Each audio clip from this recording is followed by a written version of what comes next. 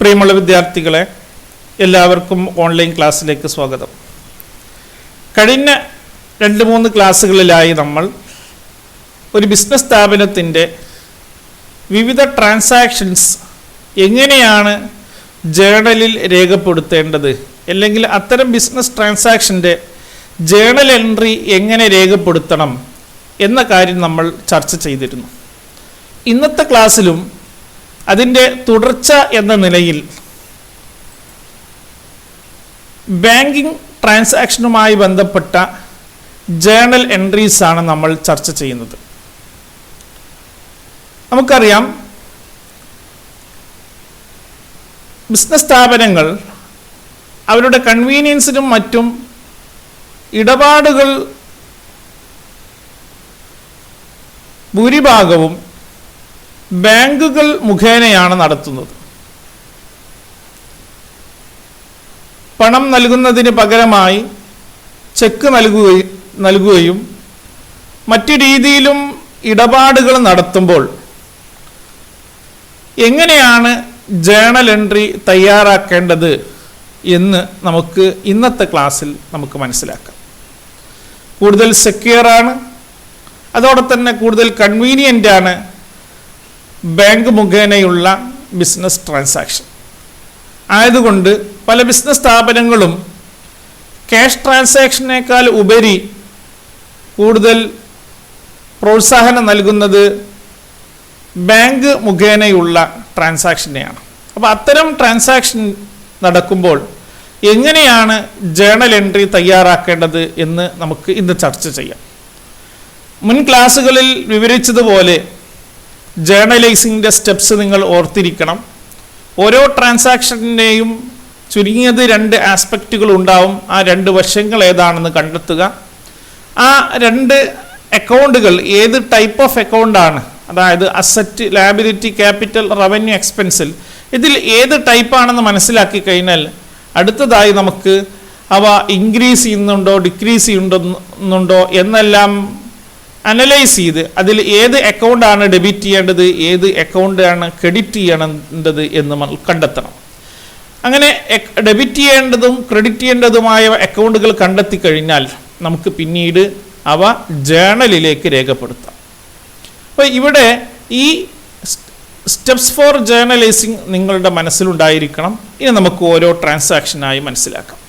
First, when cash deposited into bank or open a bank account. ഒരു ബാങ്കിൽ ഒരു account open ചെയ്യുമ്പോൾ നമുക്ക് അറിയാം, സാധാരണ ഒരു ബാങ്കിൽ അക്കൗണ്ട് ഓപ്പൺ ചെയ്യുമ്പോൾ നമ്മളൊരു എമൗണ്ട് ഇൻവെസ്റ്റ് ചെയ്തുകൊണ്ടാണ് ഓപ്പൺ ചെയ്യാറ്. അല്ലെങ്കിൽ നമ്മളൊരു ക്യാഷ് ബാങ്കിൽ ഡെപ്പോസിറ്റ് ചെയ്യുമ്പോൾ എങ്ങനെയാണ് ജേണൽ എൻട്രി തയ്യാറാക്കേണ്ടത്? ഈ 2 കേസിലും അതുമായി ബന്ധപ്പെട്ട 2 ആസ്പെക്റ്റുകൾ എന്ന് പറയുന്നത്, ഒന്ന് ക്യാഷ് ഡെപ്പോസിറ്റ് ചെയ്യുകയാണ്, അപ്പോൾ ഒന്ന് ക്യാഷാണ്, മറ്റൊന്ന് ബാങ്കാണ്. ഒന്ന് ബാങ്ക് അക്കൗണ്ടും രണ്ടാമത്തെ ക്യാഷ് അക്കൗണ്ടും. അപ്പോൾ ബാങ്ക് എന്ന് പറഞ്ഞാൽ നമുക്കറിയാം ഒരു അസറ്റാണ്, ക്യാഷും ഒരു അസറ്റാണ്. ഏത് ടൈപ്പ് ഓഫ് അക്കൗണ്ടാണ്? ഇനി ഇതിൽ ഏത് ഡെബിറ്റ് ചെയ്യണം ഏത് ക്രെഡിറ്റ് ചെയ്യണം എന്ന് കണ്ടെത്തുന്നത് എങ്ങനെയാണ്? ഇവയിൽ ഏതാണ് ഇൻക്രീസ് ചെയ്യുന്നത് ഏതാണ് ഡിക്രീസ് ചെയ്യുന്നത് നോക്കാം, അല്ലേ? നമ്മൾ ക്യാഷ് ബാങ്കിൽ ഡെപ്പോസിറ്റ് ചെയ്യുമ്പോൾ നമ്മളുടെ ബാങ്ക് അക്കൗണ്ടിൽ അത്രയും തുക ഇൻക്രീസ് ചെയ്യുന്നു. അപ്പോൾ നമുക്ക് ഇൻക്രീസ് ഇൻ അസറ്റ് ബാങ്കിൻ്റെ കാര്യത്തിലാണ്. ക്യാഷ് ഡെപ്പോസിറ്റ് ചെയ്യുമ്പോൾ നമ്മളെ കയ്യിലുള്ള ക്യാഷ് കുറയുകയാണ്. അപ്പോൾ ഇവിടെ ക്യാഷിൻ്റെ കാര്യത്തിൽ ഡിക്രീസ് ഇൻ അസറ്റാണ് വരുന്നത്. അപ്പോൾ ബാങ്ക് അക്കൗണ്ട് ഇൻക്രീസ് ചെയ്യുമ്പോൾ അത് ഡെബിറ്റ് ചെയ്യണം, ക്യാഷ് അക്കൗണ്ട് ഡിക്രീസ് ചെയ്യുമ്പോൾ അത് ക്രെഡിറ്റ് ചെയ്യണം. അപ്പോൾ ഇവിടെ ഓരോ ട്രാൻസാക്ഷനും ഈ വിധം വേണം നമ്മൾ അനലൈസ് ചെയ്ത് മനസ്സിലാക്കാം. എത്ര അതിൽ ഇൻവോൾവ് ചെയ്ത അക്കൗണ്ടുകൾ ഏതാണ്, അത് ഏത് ടൈപ്പാണ്, അതുമായി ബന്ധപ്പെട്ട റൂൾ എന്താണ് എന്ന് മനസ്സിലാക്കി വേണം അതിൻ്റെ ജേണൽ എൻട്രി നമ്മൾ മനസ്സിലാക്കുക. അപ്പോൾ ഇവിടെ journal entry bank account debtor to cash എന്നാണ്. ഇനി ഇതുമായി ബന്ധപ്പെട്ട ഒരു എക്സാമ്പിൾ നമുക്ക് പരിശോധിക്കാം. 2020 January 1 cash deposited in to bank ₹5,000. 5000 രൂപ ക്യാഷ് ബാങ്കിൽ ഡെപ്പോസിറ്റ് ചെയ്തു. ഇതിൻ്റെ ജേണൽ എൻട്രി നമുക്ക് എങ്ങനെ തയ്യാറാക്കാം? നോക്കും, നമ്മൾ മനസ്സിലാക്കി എന്താണ്, ബാങ്കിൽ പുതുതായി ഒരു അക്കൗണ്ട് ഓപ്പൺ ചെയ്യുകയാണെങ്കിലും അല്ലെങ്കിൽ ബാങ്കിലേക്ക് ക്യാഷ് ഡെപ്പോസിറ്റ് ചെയ്യുമ്പോഴും ജേണൽ എൻട്രി എന്താണ്? Bank account debtor to cash. അപ്പോൾ ഇവിടെയും bank account debtor 5,000 to cash 5,000. Narration നമുക്ക് എന്ത് എഴുതാം? Cash deposited in to bank. Okay, ഇനി അപ്പോൾ ഇത്തരത്തിലുള്ള സിമിലർ ട്രാൻസാക്ഷൻസ് വരുമ്പോൾ ഈ രീതിയിലാണ് നമ്മൾ ജേർണലിൽ രേഖപ്പെടുത്തേണ്ടത്. സെക്കൻഡ് ട്രാൻസാക്ഷൻ നോക്കാം. When cash withdrawn from bank for office purpose or business purpose. Business പർപ്പസിന് വേണ്ടി ബാങ്കിൽ നിന്നും പണം പിൻവലിക്കുമ്പോൾ, നമുക്കറിയാം ബാങ്കിൽ നിന്ന് നമ്മൾ പണം ഡെപ്പോസിറ്റ് ചെയ്ത പണം പിൻവലിക്കാറുണ്ട്. അത് രണ്ട് രീതിയിലാവാം. ഒന്നെങ്കിൽ ബിസിനസ് പർപ്പസിനാവാം, അല്ലെങ്കിൽ പ്രൈവറ്റ് പർപ്പസിനാവാം. അപ്പോൾ ബിസിനസ് പർപ്പസിനാണ് ക്യാഷ് പിൻവലിക്കുന്നതെങ്കിൽ അവിടെ ഇൻവോൾവ് ചെയ്ത രണ്ട് അക്കൗണ്ടുകൾ ഏതൊക്കെയാണ്? ഒന്ന് ക്യാഷും മറ്റൊന്ന് ബാങ്കും. ഇവിടെ ക്യാഷ് ഒരു അസറ്റാണ്, നമുക്കറിയാം. ബാങ്കും ഒരു അസറ്റാണ്. ഇവിടെ ക്യാഷിൻ്റെ കാര്യത്തിൽ ക്യാഷ് പിൻവലിക്കുമ്പോൾ നമ്മുടെ കയ്യിലുള്ള ക്യാഷ് ഇൻക്രീസ് ചെയ്യുന്നുണ്ടോ ഡിക്രീസ് ചെയ്യുന്നുണ്ടോ? നമുക്കറിയാം ക്യാഷ് ഇൻക്രീസിങ് അസറ്റാണ്. ബാങ്ക് അക്കൗണ്ടിൽ നിന്നും പണം പിൻവലിക്കുമ്പോൾ ബാങ്ക് അക്കൗണ്ടിലുള്ള പണം കുറയുന്നു. അപ്പോൾ ഡിക്രീസ് ഇൻ അസറ്റാണ് ബാങ്ക് അക്കൗണ്ടിൻ്റെ കാര്യത്തിൽ.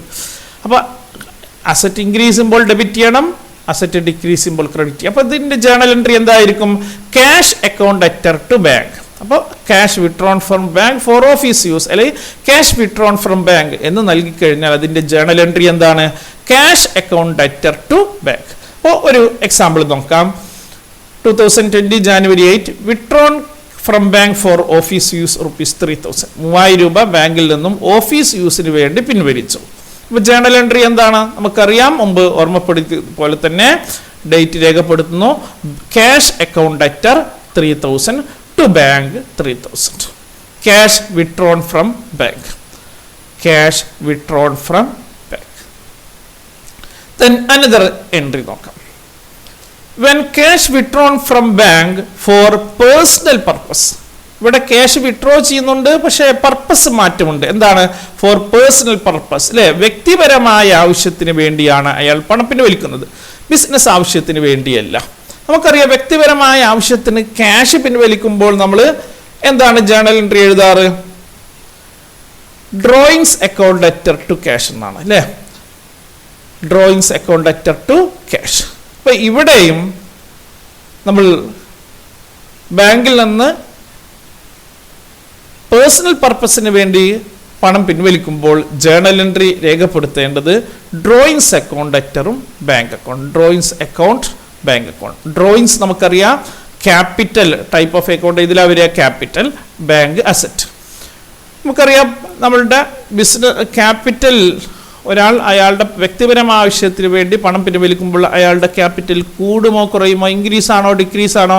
Decrease in capital. Capital decrease ചെയ്യുമ്പോൾ ഡെബിറ്റ് ചെയ്യണം, അല്ലേ?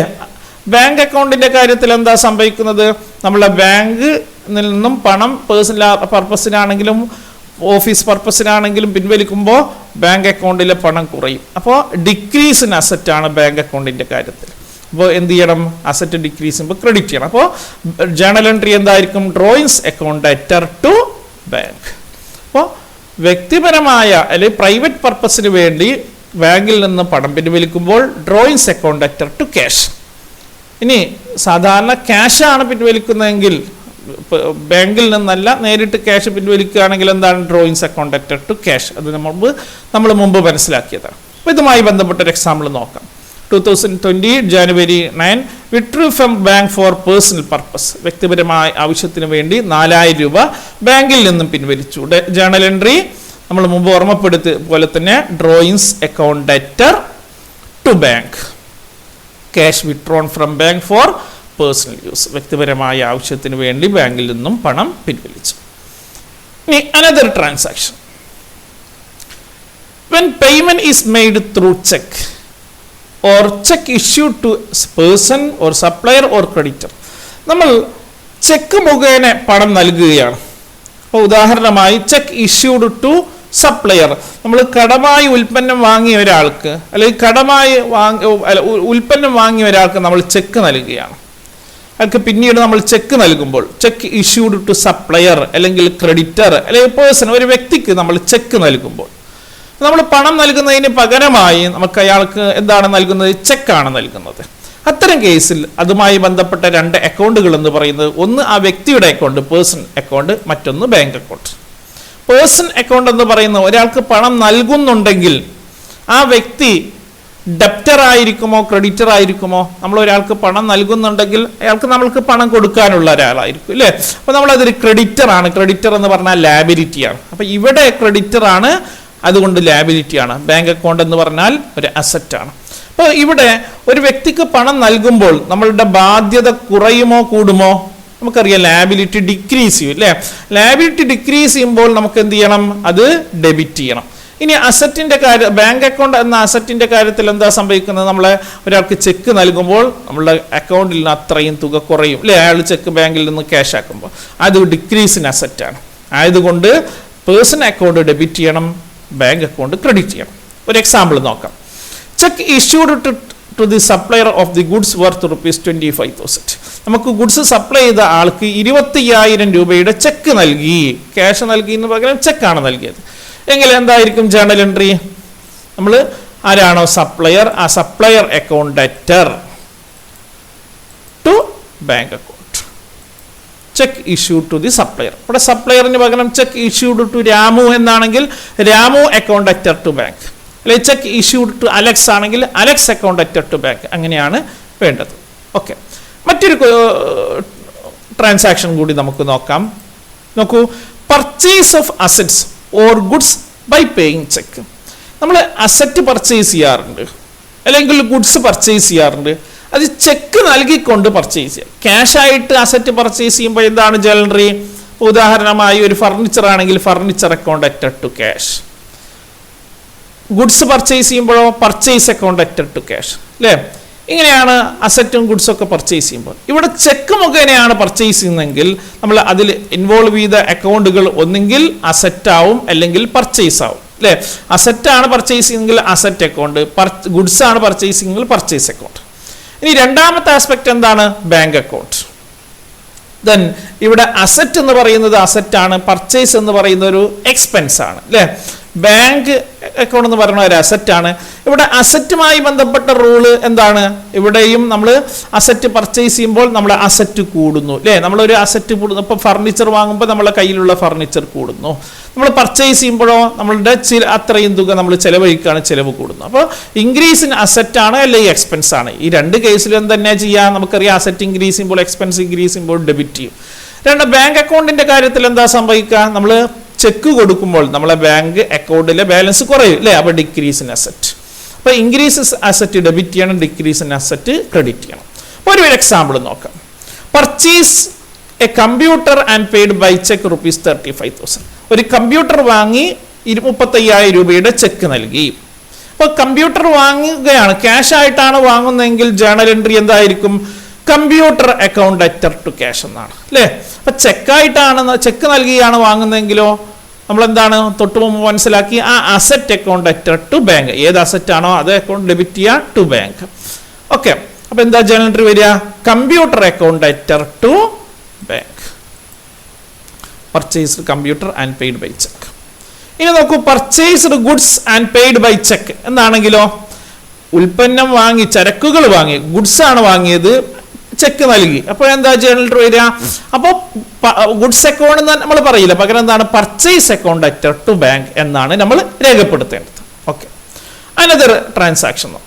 When cheque issued to a person dishonoured. നമ്മൾ ചെക്ക് നൽകി, ഒരാൾക്ക് ചെക്ക് നൽകുമ്പോൾ എന്താണ് ജേണൽ എൻട്രി എന്ന് നമ്മൾ മനസ്സിലാക്കി? Person account debtor to bank അല്ലേ? ഇനി ആ നൽകിയ ചെക്ക് ഡിസോണറായി. എന്താണ് ഡിസോണർ ആവുക എന്ന് പറഞ്ഞാൽ? നമ്മൾ നൽകിയ ചെക്ക് എന്തെങ്കിലും കാരണത്താൽ അതിൻ്റെ മുകളിൽ ബാങ്ക് പണം നൽകുന്നില്ലെങ്കിൽ അതിനെയാണ് നമ്മൾ ഡിസോണർ ഓഫ് ചെക്ക് എന്ന് പറയുക. അത് റിട്ടേൺ ആൻഡ് ഡിസോണേഡ്. പല കാരണങ്ങളാവാം. ഒന്നെങ്കിൽ ചെക്ക് തയ്യാറാക്കിയതിൽ എന്തെങ്കിലും പിഴവ് കൊണ്ട് ഡിസോണർ ആവാം, അല്ലെങ്കിലോ ബാങ്കിൽ മതിയായ ക്യാഷ് ഇല്ലെങ്കിലോ ആ ചെക്ക് മടങ്ങാം അല്ലേ? അപ്പോൾ നമ്മൾ ഇഷ്യൂ ചെയ്ത ഒരു ചെക്ക് മടങ്ങിക്കഴിഞ്ഞാൽ, ഡിസോണർ ആയി കഴിഞ്ഞാൽ അതിൻ്റെ ജേണൽ എൻട്രി എന്താണെന്ന് മനസ്സിലാക്കാം. നമ്മൾ മുമ്പ് ചെക്ക് ഇഷ്യൂ ചെയ്തതിൻ്റെ നേരെ ഓപ്പോസിറ്റ് അവർ അതിൽ വരുന്ന അക്കൗണ്ടുകൾ ഏതൊക്കെയാണ്? ബാങ്ക് അക്കൗണ്ടും പേഴ്സൺ അക്കൗണ്ടും. ബാങ്ക് അക്കൗണ്ട് എന്താണ് നമ്മൾ മനസ്സിലാക്കി? ഒരു അസറ്റ് അക്കൗണ്ട്. പേഴ്സൺ എന്ന് പറയുന്നത് ആർക്കാണ് നമ്മൾ ചെക്ക് ഇഷ്യൂ ചെയ്യുക? നമുക്കൊരു ബാധ്യത ഉള്ള ആര്. അപ്പോൾ ഇവിടെ പേഴ്സൺ എന്ന് പറയുന്നത് ആരായിരിക്കും? ക്രെഡിറ്റർ ആയിരിക്കും. അപ്പോൾ ക്രെഡിറ്റർ എന്താണ്? ഒരു ലയബിലിറ്റിയാണ്. ഇനി ഒരു ചെക്ക് മടങ്ങുമ്പോൾ, ചെക്ക് ഇഷ്യൂ ചെയ്യുമ്പോൾ നമ്മൾ എന്ത് ചെയ്തു? നമ്മൾ ബാങ്ക് അക്കൗണ്ടിൽ അത്രയും കുറവ് വരുത്തി. അത് തിരിച്ചു വരുമ്പോൾ ആ കുറവ് ഇല്ലാതാക്കുക. അപ്പൊ എന്താ യഥാർത്ഥത്തിൽ വരുന്നത് ഇൻക്രീസ് ഇൻ അസറ്റ് ആണ്. ഇവിടെയോ ലയബിലിറ്റിയുടെ കാര്യത്തിൽ നമുക്ക് ചെക്ക് നൽകുമ്പോൾ നമ്മളെ ബാധ്യത കുറയും, എന്നാൽ അത് മടങ്ങുകയാണെങ്കിൽ ഡിസോണർ ആകുമ്പോൾ ബാധ്യത വീണ്ടും പുനഃസ്ഥാപിക്കപ്പെടും അല്ലെ. അപ്പോൾ ഇൻക്രീസ് ഇൻ ലയബിലിറ്റിയാ വരിക. ഇൻക്രീസ് ഇൻ അസറ്റ് ഡെബിറ്റ് ചെയ്യണം, ഇൻക്രീസ് ഇൻ ലയബിലിറ്റി ക്രെഡിറ്റ് ചെയ്യണം. ഓക്കെ, ഒരു ഉദാഹരണം വേണമെങ്കിൽ നമുക്ക് നോക്കാം. Cheque issued to Ravi dishonoured ₹40,000. 14,000 രൂപയുടെ രവിക്ക് ഇഷ്യൂ ചെയ്ത ചെക്ക് ഡിസോർഡറായി. ഇപ്പൊ രവിക്ക് ചെക്ക് ഇഷ്യൂ ചെയ്യുമ്പോൾ എന്താണ് ജേണൽ എൻട്രി വരിക? Ravi account debtor to bank. അത് ഡിസോണർ ആകുമ്പോഴോ നേരെ ഓപ്പോസിറ്റാ വരിക അല്ലെ. Bank account debtor to Ravi. Journal entry bank account debtor to Ravi account. Cheque issue to Ravi dishonoured. അപ്പോൾ ഇഷ്യൂ ചെയ്ത ഒരു ചെക്ക് ഡിസോണർ ആകുമ്പോഴുള്ള ജേണൽ എൻട്രി. എന്താണ് ഡിസോണർ ആവുക എന്ന് ഞാൻ പറഞ്ഞു. ചെക്ക് ബാങ്കിൽ നിന്നും പണം ലഭിക്കാതെ മടങ്ങുന്നതിനെയാണ് നമ്മൾ ഡിസോണർ എന്ന് പറയുന്നത്. ഓക്കെ, അനദർ ട്രാൻസാക്ഷൻ നോക്കാം. When expense is paid through check. ഒരു ബിസിനസ് സ്ഥാപനം അതിന്റെ എക്സ്പെൻസുകൾ ചെക്കായിട്ട് നൽകുകയാണ്. ഉദാഹരണം സാലറി ക്യാഷ് അല്ല നൽകുന്നത്, പകരം ചെക്കാണ്. സാലറി കൊടുക്കുന്നതിന് ചെക്കാണ് ഇഷ്യൂ ചെയ്യുന്നത്. വാടക കൊടുക്കുന്നു അല്ലേ, paid rent, paid commission, paid office expense. അപ്പൊ ഏത് ബിസിനസ്സുമായി ബന്ധപ്പെട്ട ഏത് തരം എക്സ്പെൻസുകളും അത് പെയ്ഡ് ത്രൂ ചെക്ക്, ചെക്ക് മുഖേനയാണ് നൽകുന്നെങ്കിൽ, ക്യാഷ് ആയിട്ട് നൽകുമ്പോൾ പെയ്ഡ് സാലറി. എന്താണ് journal entry? Salary account debtor to cash അല്ലേ, ചെക്ക് ക്യാഷ് ആയിട്ടാണ് നൽകുമ്പോൾ. പെയ്ഡ് റെന്റ് എന്താണ് journal entry? Rent account debtor to cash. അപ്പൊ ഇവിടെ ത്രൂ ചെക്ക്, ചെക്ക് മുഖേനയാണ് നമ്മളൊരു എക്സ്പെൻസ് നൽകുന്നെങ്കിൽ അതിൽ വരുന്ന ഇൻവോൾവ് ചെയ്യുന്ന അക്കൗണ്ടുകൾ ഏതായിരിക്കും? ഒന്ന് എക്സ്പെൻസ് അക്കൗണ്ട്. ഏത് എക്സ്പെൻസ് ആണത്? റെന്റ് ആണെങ്കിൽ റെന്റ്, സാലറി ആണെങ്കിൽ സാലറി, വേജസ് ആണെങ്കിൽ വേജസ്, അതേപോലെ. മറ്റൊന്ന് ബാങ്ക് അക്കൗണ്ട്. ഇപ്പൊ എക്സ്പെൻസ് എന്ന് പറയുന്നത് എക്സ്പെൻസ് ആണ്, ബാങ്ക് ഒരു അസറ്റ് ആണ്. ഇവിടെ ഒരു എക്സ്പെൻസ് നൽകുമ്പോൾ നമ്മൾ ചിലവ് അത്രയും നൽകി അല്ലെ, ചിലവ് കൂടി, അത്രയും ചിലവ് രേഖപ്പെടുത്തി.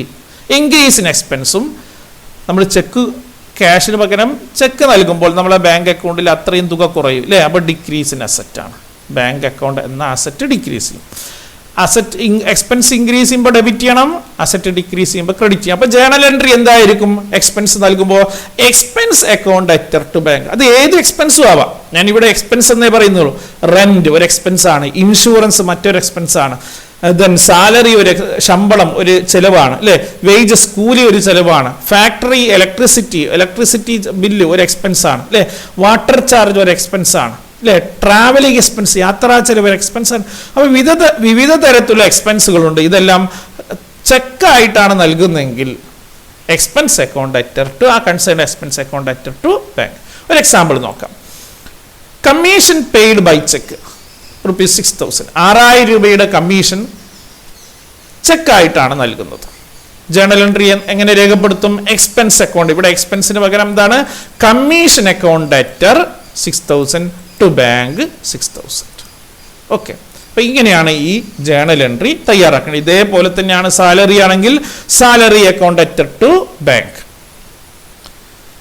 അപ്പോൾ എക്സ്പെൻസ് ത്രൂ ചെക്കായി നൽകുമ്പോൾ എങ്ങനെയാണ് ജേണൽ എൻട്രി തയ്യാറാക്കേണ്ടത് എന്ന് നമ്മൾ മനസ്സിലാക്കി. Next, when check received from a customer and not deposited into bank same time. നമ്മൾക്ക് കസ്റ്റമറുടെ കയ്യിൽ നിന്നും ഒരു ചെക്ക് ലഭിക്കുകയാണ്. പക്ഷേ ആ ചെക്ക് നമ്മൾ ലഭിച്ചു കഴിഞ്ഞാൽ നമ്മൾ അതിൻ്റെ പണം നമ്മളെ അക്കൗണ്ടിൽ ക്രെഡിറ്റ് ചെയ്യുന്നതിന് വേണ്ടി അല്ലെങ്കിൽ കളക്ഷന് വേണ്ടി നമ്മൾ ബാങ്കിൽ അവ നൽകും. അതിനെയാണ് ബാങ്കിൽ ഡെപ്പോസിറ്റും അല്ലെങ്കിൽ ബാങ്കിൽ നൽകും.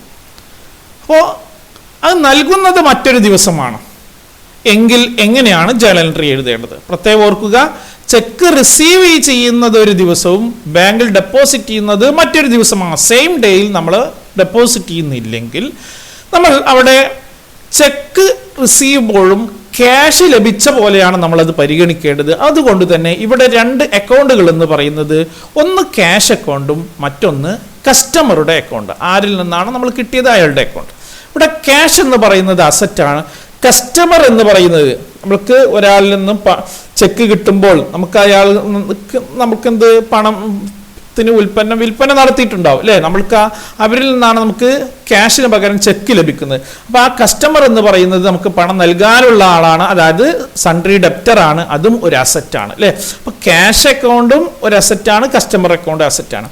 ഇവിടെ നമുക്ക് ചെക്ക് ലഭിക്കുമ്പോൾ ക്യാഷ് ലഭിച്ച പോലെയാണ് നമ്മൾ പരിഗണിക്കേണ്ടത്. ശ്രദ്ധിക്കണേ, ചെക്ക് ലഭിക്കുന്നു, അത് അതേ ഡേറ്റിൽ തന്നെ ഡെപ്പോസിറ്റ് ചെയ്യുന്നില്ലെങ്കിൽ നമ്മളത് ക്യാഷ് ലഭിച്ച പോലെയാണ് പരിഗണിക്കുന്നത്. ആയതുകൊണ്ട് ഇവിടെ ക്യാഷ് വർദ്ധിച്ചു ഇതായിട്ടാണ് നമ്മൾ കാണിക്കുക.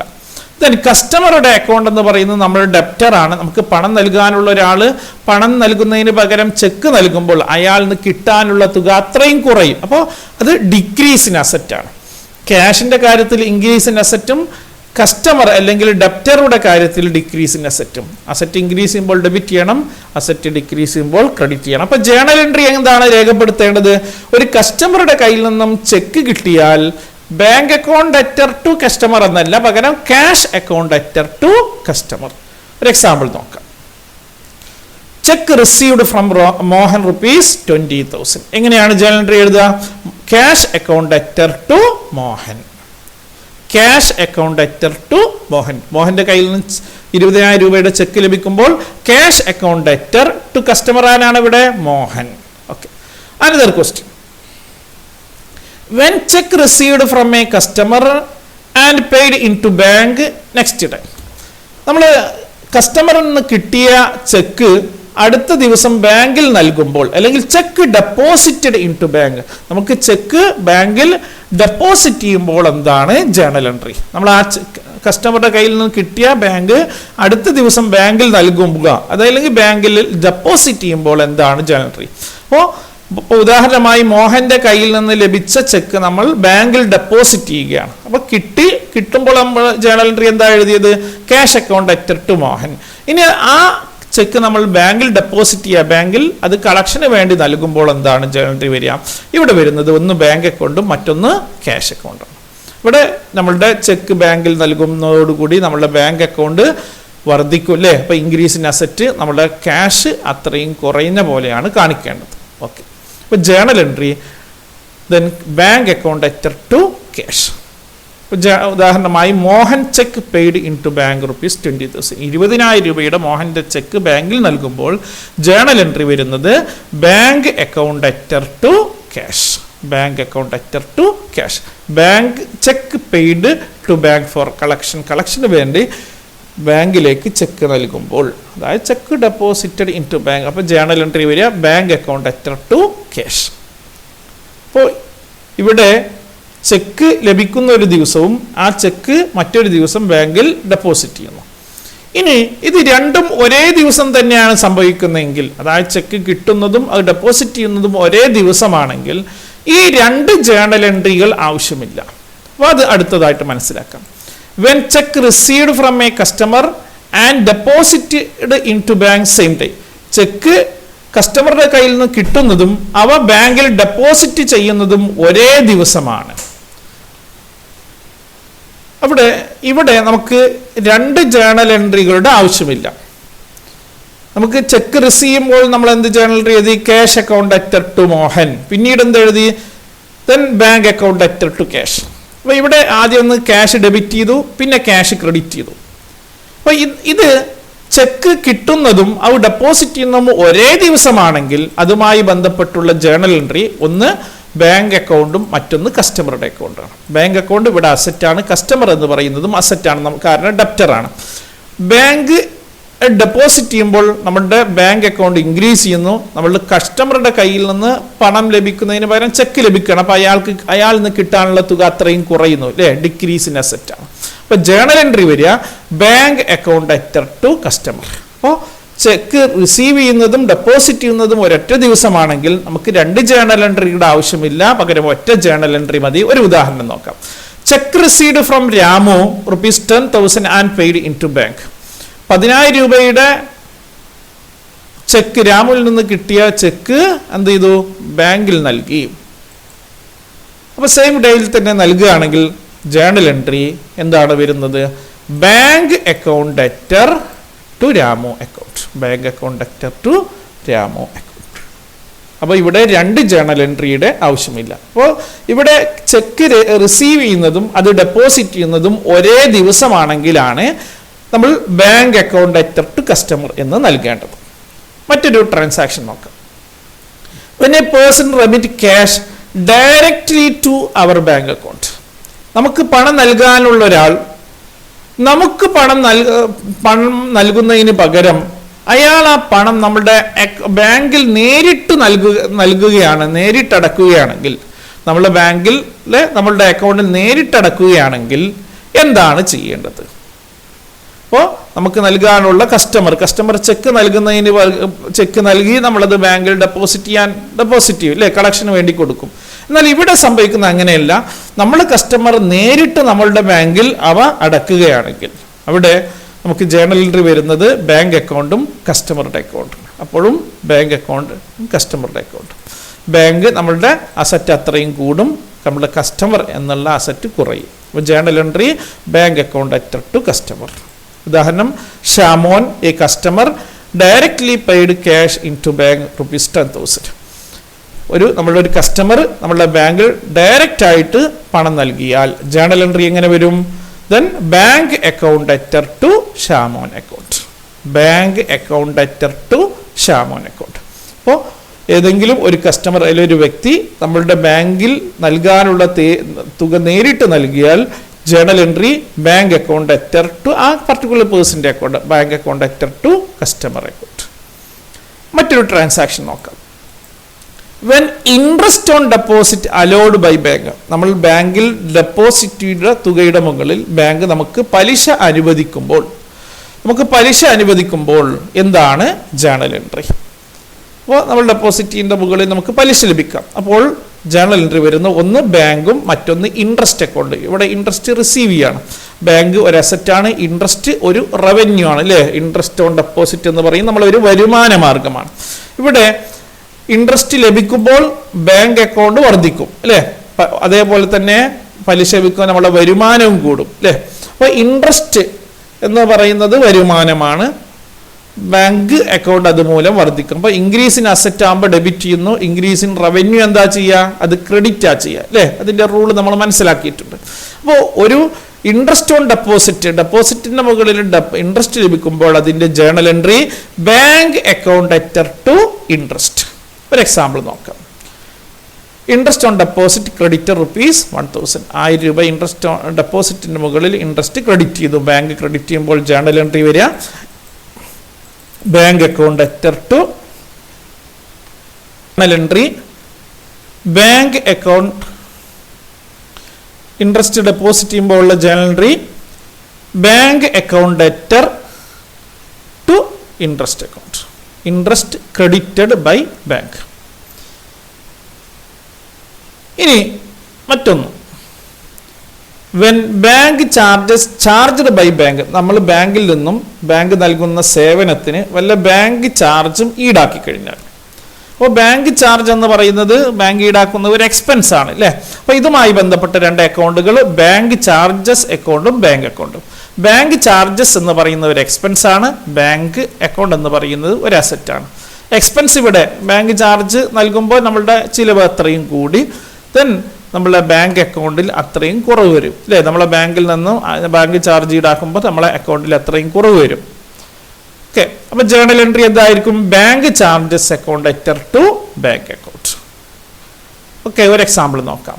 Bank charges for the month ₹500. ഈ മാസത്തെ ബാങ്ക് ചാർജ് 500 രൂപയാണ്. അപ്പൊ ജേണൽ എൻട്രി എന്തായിരിക്കും? ബാങ്ക് ചാർജ് നൽകുമ്പോൾ ഉള്ള journal entry bank charges account debtor 500 to bank account 500. Charges made by bank. Okay, അപ്പോൾ ബാങ്ക് ചാർജ് ചെയ്യുമ്പോൾ ബാങ്ക് ചാർജ് ഈടാക്കുമ്പോൾ ഉള്ള ജേണൽ എൻട്രി മനസ്സിലാക്കി. ബാങ്ക് നമ്മൾ ഡെപ്പോസിറ്റ് മുകളിൽ പലിശ ലഭിക്കുമ്പോൾ എന്താണ് ജേണൽ എൻട്രി എന്നും നമ്മൾ മനസ്സിലാക്കി കഴിഞ്ഞു. ഇനി മറ്റൊന്ന്, when cheque received from a customer paid in to bank for collection returned dishonoured and dishonoured. നമ്മൾ കസ്റ്റമറുടെ കയ്യിൽ നിന്നും ചെക്ക് കിട്ടി, അത് ബാങ്കിൽ നൽകി, ആ ബാങ്കിൽ നൽകിയ ചെക്ക് മടങ്ങി, ഡിസോണറായി മടങ്ങിക്കഴിഞ്ഞു. അപ്പോൾ നമ്മൾക്ക് ഒരാൾ പണം നൽകുന്നതിന് പകരമായി നമുക്ക് ചെക്കാണ് കിട്ടിയത്. ആ ചെക്ക് നമ്മൾ കളക്ഷന് വേണ്ടി ബാങ്കിൽ നൽകി. ബാങ്കിൽ നിന്നും ആ ചെക്ക് മടങ്ങിയാൽ, ഡിസോണറായാൽ, അപ്പം അതിൻ്റെ മുകളിൽ പണമില്ലാത്തത് കൊണ്ടോ മറ്റോ കാരണത്താൽ അത് ഡിസോണർ ആവാം. അങ്ങനെ ഡിസോണർ ആകുമ്പോഴുള്ള ജേണൽ എൻട്രി എന്താണ്? കസ്റ്റമർ അക്കൗണ്ടും ബാങ്ക് അക്കൗണ്ടുമാണ് അതിൽ വരുന്നത്. അതായത് ചെക്ക് മുമ്പ് ചെയ്തതിൻ്റെ ജസ്റ്റ് ഓപ്പോസിറ്റ്. ഇവിടെ കസ്റ്റമർ എന്ന് പറയുന്നത് അസറ്റാണ്, ബാങ്കും ഒരു അസറ്റാണ്. ദെൻ ഇവിടെ നമുക്ക് പണം ലഭിക്കാനുള്ള ഒരാൾ ചെക്ക് നൽകിക്കഴിഞ്ഞാൽ അയാളുടെ അസറ്റ് കിട്ടാനുള്ള അത്രയും കുറച്ച് കാണിക്കും. അപ്പോൾ അത് ഡിസോണർ ആയാലോ വീണ്ടും അത് തിരിച്ച് റിവേഴ്സായി മാറും അല്ലേ? അപ്പോൾ ഇൻക്രീസ് ഇൻ അസറ്റാണ്. ബാങ്ക് അക്കൗണ്ട് അത്രയും നമ്മളുടെ കുറയുന്നു. അതായത് നമ്മൾ ചെക്ക് കിട്ടി ബാങ്കിൽ നൽകുമ്പോൾ എന്താണ് ജേണൽ എൻട്രി എഴുതുക? Bank account debtor to customer എന്നാണ് അല്ലേ? ചെക്ക് കിട്ടി അത് ബാങ്കിൽ ഡെപ്പോസിറ്റ് ചെയ്യുമ്പോൾ എന്താണ് journal entry? Bank account debtor to customer. ആ ചെക്ക് മടങ്ങുമ്പോൾ നേരെ തിരിച്ച് എന്താണ്? Customer account debtor to bank. ഉദാഹരണമായി Rahul cheque was return and dishonour. 7,000 രൂപയുടെ രാഹുലിൻ്റെ ചെക്ക് ഡിസോണറായി, എന്നിട്ട് തിരികെ റിട്ടേൺ ചെയ്ത് ഡിസോണറായിട്ട് റിട്ടേൺ ചെയ്ത് കഴിഞ്ഞാൽ ജേണൽ എൻട്രി എന്താ വരുന്നത്? ദെൻ കസ്റ്റമർ അക്കൗണ്ട്, അതായത് Rahul account debtor to bank account. Cheque received from Rahul dishonoured. അപ്പോൾ ഇന്നത്തെ ക്ലാസ്സിൽ നമ്മൾ വ്യത്യസ്തമായ 14 ബിസിനസ് ഇടപാടുകളിൽ റിലേറ്റഡ് വിത്ത് ബാങ്കുമായി ബന്ധപ്പെട്ട ഇടപാടുകളിൽ എങ്ങനെയാണ് ജേണൽ എൻട്രി തയ്യാറാക്കേണ്ടത് എന്ന് മനസ്സിലായി. അപ്പം ഈ ജേണൽ എൻട്രികളൊക്കെ തയ്യാറാക്കിയപ്പോൾ നമ്മൾ അതിൽ നിന്ന് കണ്ടെത്തുന്ന ഒരു പ്രധാന അറിവ് എന്ന് പറയുന്നത്, നമ്മളുടെ ബാങ്ക് അക്കൗണ്ട് എപ്പോഴാണോ വർദ്ധിക്കുന്നത്, നമ്മളുടെ ബാങ്കിലെ അക്കൗണ്ടിൽ എപ്പോഴാണോ പണം വർദ്ധിക്കുന്നത്, അപ്പോൾ നമ്മൾ ബാങ്ക് അക്കൗണ്ട് എന്ത് ചെയ്യുന്നു? ഡെബിറ്റ് ചെയ്യുന്നു. നമ്മൾ ബാങ്ക് അക്കൗണ്ട് എപ്പോഴെല്ലാമാണോ ഡിക്രീസ് ചെയ്യുന്നത്, കുറയുന്നത്, അപ്പോൾ ബാങ്ക് അക്കൗണ്ട് ക്രെഡിറ്റ് ചെയ്യുന്നു. ഇതേപോലെ തന്നെയാണ് ക്യാഷിൻ്റെ കാര്യത്തിൽ അല്ലേ? നമ്മുടെ ക്യാഷ് അക്കൗണ്ട്, നമ്മുടെ കയ്യിലുള്ള ക്യാഷ് വർദ്ധിക്കുമ്പോൾ ക്യാഷ് അക്കൗണ്ട് ഡെബിറ്റ് ചെയ്യും. ആ ക്യാഷ് കുറയുമ്പോൾ ക്യാഷ് അക്കൗണ്ട് ക്രെഡിറ്റ് ചെയ്യും. അപ്പോൾ വ്യത്യസ്തമായ 14 ട്രാൻസാക്ഷൻസിൻ്റെ ജേണൽ എൻട്രി നമ്മൾ ചർച്ച ചെയ്തു. ഇന്ന് മനസ്സിലാക്കിയ ക്ലാസ്സുമായി ബന്ധപ്പെട്ട ഒരു ക്വസ്റ്റ്യൻ ഫോർ പ്രാക്ടീസാണ് സ്ക്രീനിൽ കാണുന്നത്. നിങ്ങളതൊന്ന് ചെയ്തു നോക്കുക. Open bank account, cash deposit to bank, withdrawn from bank for office use, purchase goods and paid by cheque, withdrew from bank for private purpose, cheque issued to Joji, paid rent by cheque, interest on deposit credited, cheque received from Dileep, cheque deposited in to bank for collection, bank charges for the month ₹550. വ്യത്യസ്തമായ കുറേ business ട്രാൻസാക്ഷനുകളാണ്. അതിൻ്റെ journal entry ഒരു single journal വരച്ച് അതിൽ രേഖപ്പെടുത്തി നോക്കുക.